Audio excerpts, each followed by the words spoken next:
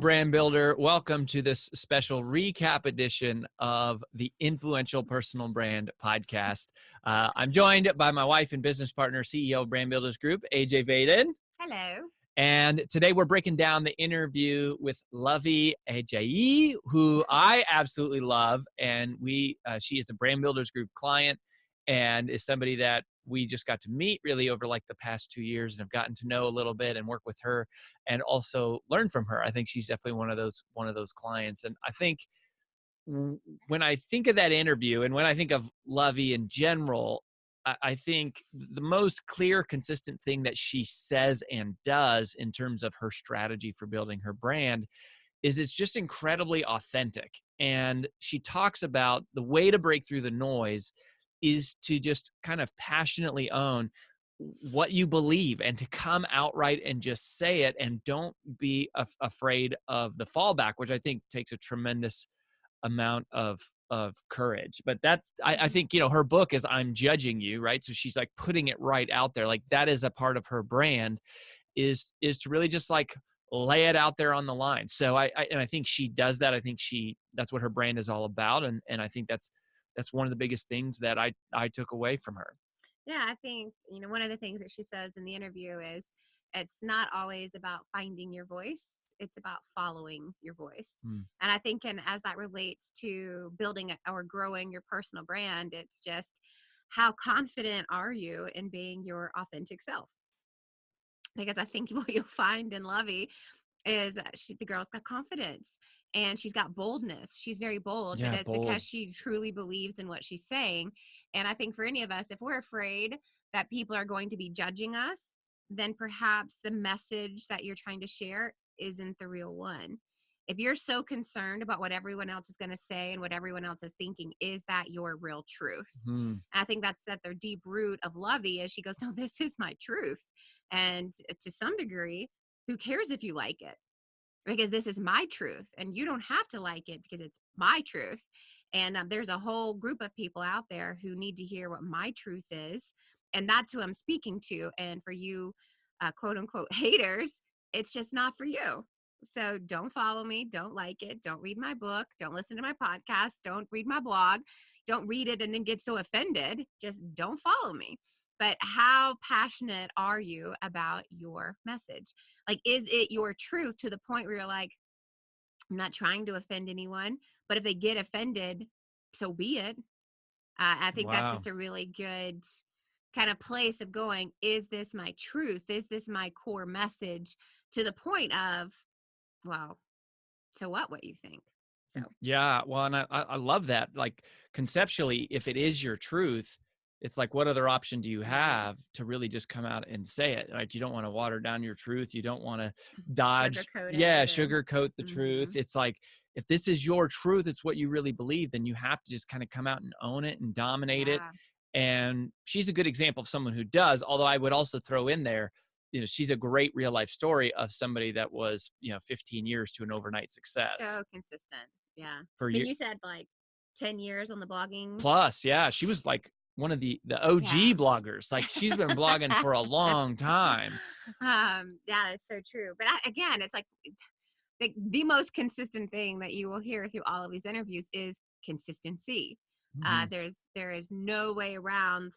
There is no like, hey, start tomorrow and get whatever 6 million fans or followers on Instagram, unless you're Jennifer Aniston, who started her Instagram account and then like in 24 hours had 6 million followers. And spent decades building up her personal brand and becoming Jennifer Aniston. So I think all of those things I think are important. It's consistency is the game. But what I really loved about that kind of point is it's more about what's your real truth. And if it really was your truth, then you wouldn't be so offended. I wasn't thinking about this before, but something about the way that you're saying it, babe, about is there's some quote, and I'm probably going to mess this up since it's off the top of my head, but a quote from Mahatma Gandhi that was like, I'm not interested in being right. I'm only interested in truth. And I also took that away from her because even though her book is like, I'm Judging You, and she's very, forward and bold. Bold is a great word, I think, for Luvvie. And I totally admire that about her. It wasn't just like being judgy. That's not what her thing is about, right? She has these 3 questions that I thought were super powerful. which was, do I really mean it? So again, is it truth? Can I defend it? Which also is it truth?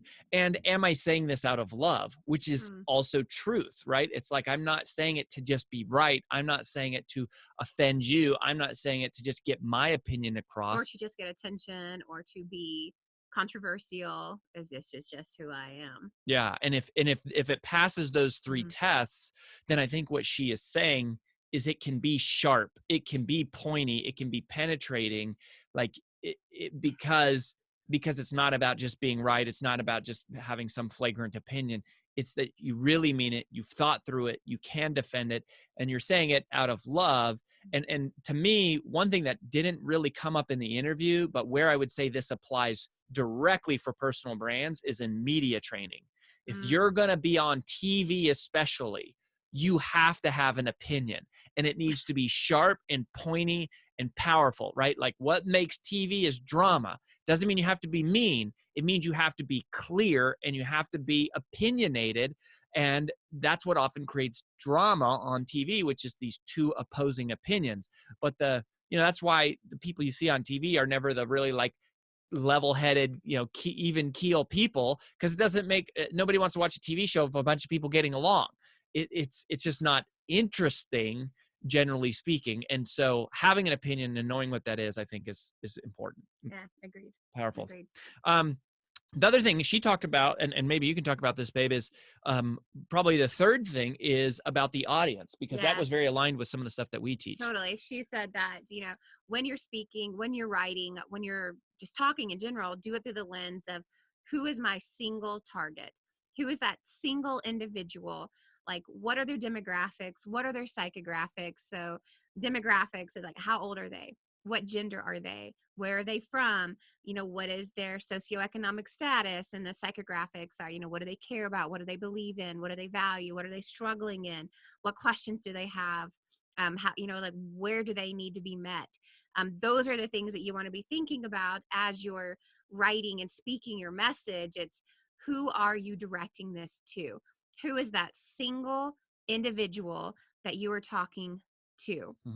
And I love that, because, you talk a lot about how when you were writing Take the Stairs, that you really felt like the first chapter that was even worthwhile was when you really concentrated, like, I am not writing to people. Yep. I am writing to person. One person. And you had one person in mind. And, I think too, even with me, it's like, when I think about like my message and my keynote and what I do, it's like, when I think about, this is the exact person that I am speaking to, it is so much easier for the content to flow, because I'm not trying to make it general. It's not general. It's to a very specific, unique individual. And that makes a world of difference in the uniqueness, and in your stories, and in the message, and in the endearment, and in the true sincerity that's coming across, because you've got this one person in the back of your mind of going, this is who this is for. This is the message that will change your life. Not, hey, someone out there who might be listening. No, it's, no, I know you're listening. I know who you are. And this message is for you. I think that just totally changes the whole ball game. And if you listen, if you follow Luvvie, that is how she talks. That is how she writes. And I think it really, like, if you've ever been in church, and I have this moment all the time. I'm like, did somebody tell him? Like, that's what I'm going through right now. Like, is like, the pastor is he reading my watching text string? what's happening. What's happening? But it's like, you're sitting there in the audience, and you're like, man, that was for me today. That was for me. Like, I needed that. Like, that message was speaking to the heart of what is going on in my life. That is how people need to feel about your message. Yeah. And it's so powerful and passionate and punchy when you visualize that one person in your head, like, this is who I'm talking to, versus let me sit down and write my, my memoir for the world. The other thing about the avatar thing, because that was another big takeaway from me, that for those of you that are listening, that if you're a client already of ours, we teach, we've got this 4-phase process that we talk about at Brand Builders Group. And when we get to phase 3, we talk about high traffic strategies. And when you get into that phase, there's some technical components of advertising. And when you get into the back end of Facebook, or you get into the back end of Google and YouTube, and you literally, the world is your playground to reach hundreds of millions of people. And it actually becomes an exercise to go, wow, who am I really trying to reach? Yeah.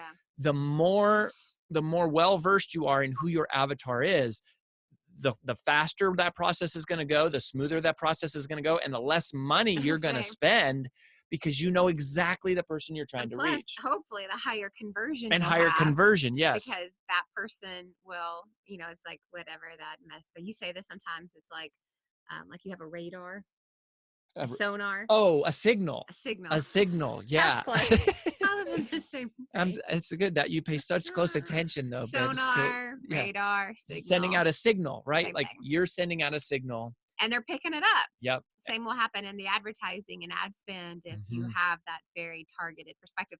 I think that's such a good point, because we know so many people who are like, I've spent tens of thousands of dollars in Facebook ads or AdWords or whatever, and it's like, it doesn't work. And it's like, well, we also know people who've spent millions of dollars and say it's worth every single penny. So what's the difference?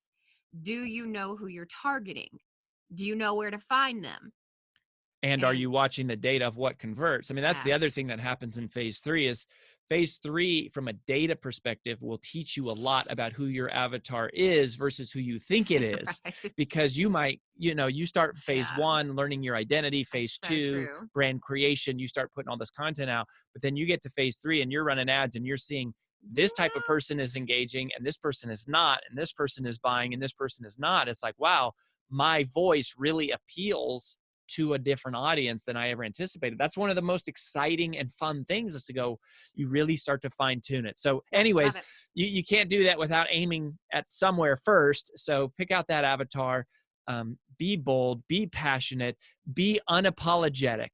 That was the word as we were talking about this. To me, what I love about Luvvie is she is bold and unapologetic and unfiltered, and she's just living her truth, and she's not trying to be mean. She's just being direct about her truth, and I love it. It's winning for her, and it'll win for you. So go out, do that today, and we'll catch you on the next episode of The Influential Personal Brand.